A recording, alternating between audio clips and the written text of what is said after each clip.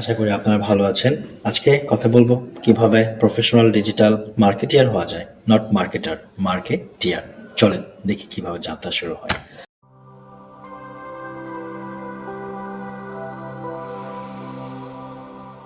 প্রথমে 3 মাসের একটা প্ল্যান করে নিতে পারি। আমি যে জার্নিটায় আগাচ্ছি, যে রোড ম্যাপ দিয়ে যাব আমি, সেই রোড ম্যাপটা আমার ডিজাইন করা শিখতে হবে।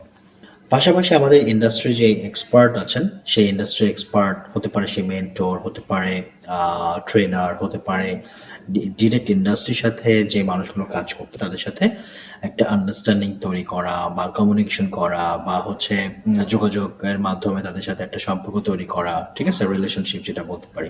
সো এই জায়গাটায় আমাদেরকে ফোকাস করতে হবে। নাম্বার 3, ফোকাস করতে হবে ভেরি স্পেসিফিক স্কিল সেট। যেমন ডিজিটাল মার্কেটিং এর মধ্যে হতে পারে ডেটা ড্রিভেন ডিজিটাল মার্কেটিং। এইটা ভেরি স্পেসিফিক একটা স্কিল সেট আমাদেরকে ফোকাস করতে হবে, যাতে আমরা খুব শর্ট টাইমে, অল্প সময়ে আমরা আমাদের কাঙ্ক্ষিত লক্ষ্যে পৌঁছাতে পারি।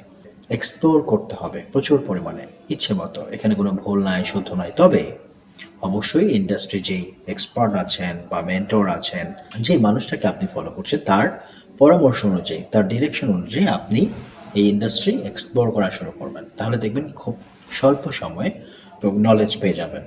সো এরপর অবশ্যই আপনি যেই বিষয়টা নিয়ে এক্সপ্লোর করছেন, সেই বিষয়টার উপরে কাজ করার পরে ওই ইন্ডাস্ট্রি এক্সপার্টের কাছ থেকে আপনার রেগুলার বেসিসে ফিডব্যাক নেওয়ার একটা অভ্যাস নিজের মধ্যে তৈরি করতে হবে। তো এটা হচ্ছে প্রথম 3 মাসের প্ল্যান।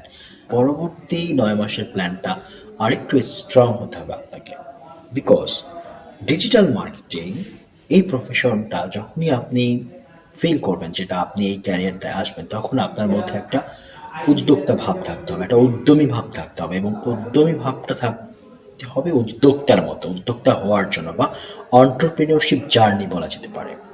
সো এই জায়গাটায় মাইন্ড সেট আপ করার একটা বিষয় আছে, যে আমি একজন অন্টারপ্রেনার হিসেবে এই জার্নিটা স্টার্ট করছি।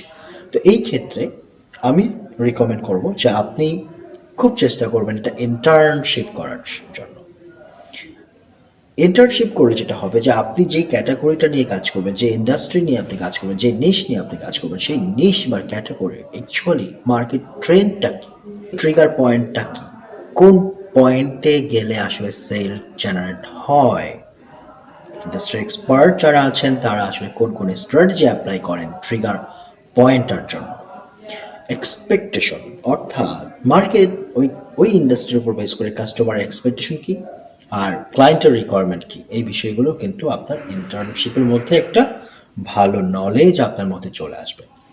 এবং সর্বোপরি আপনার জানার ইচ্ছা থাকতে হবে যে নেট গ্যাপটা কোথায় আছে, অর্থাৎ আপনি যে ক্যাটাগরিটা নিয়ে কাজ করছেন সেই ক্যাটাগরিতে তো আরও অনেক মানুষ কাজ করছে, অর্থাৎ আপনার তো কম্পিটিটর অবশ্যই আছে যারা কিনা অলরেডি সার্ভিস দিচ্ছে বা দিবে চিন্তা করছে। মার্কেটে এমন কোন জায়গাটার ডিমান্ড আছে যেটা এখনো গ্যাপ আছে, সেই প্রবলেমটা সলভ করার মাইন্ডসেট নিয়ে এই জার্নিটা স্টার্ট করবেন, যেটা আপনি ইন্টার্নশিপে খুব ডিপ নলেজ পাওয়া শুরু করবেন। এবং আপনাকে টাইম ম্যানেজমেন্টের দিকে খুব গুরুত্ব দিতে হবে। অর্থাৎ আপনি যখন একটা প্রজেক্ট শুরু করবেন, তখন সেই প্রজেক্টের একটা ডেডলাইন ফিক্স করে আপনি ছোট ছোট ছোট ছোট কাজগুলো ভাগ করে নেবেন। অর্থাৎ বড় একটা প্রজেক্টকে আপনি ছোট ছোট ভাবে ভাগ করে নিলে দেখবেন যে আপনার জন্য টাস্কটা সহজ হয়ে গেছে, প্রজেক্টটা সহজ হয়ে গেছে। কিরকম?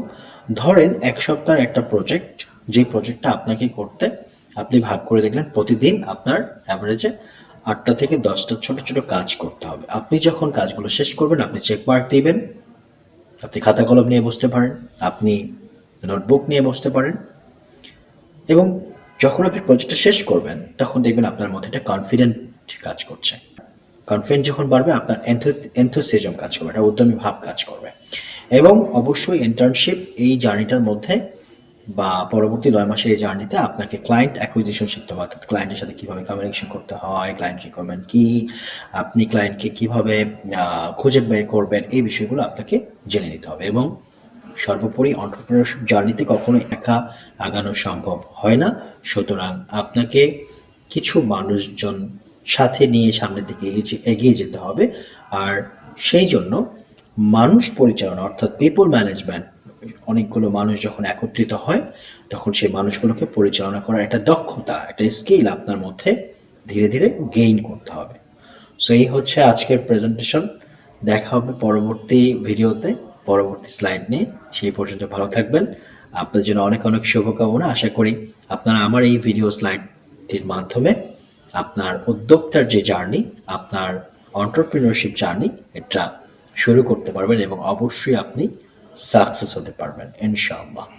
সো দেখা হবে পরবর্তী ভিডিওতে। ভালো থাকবেন।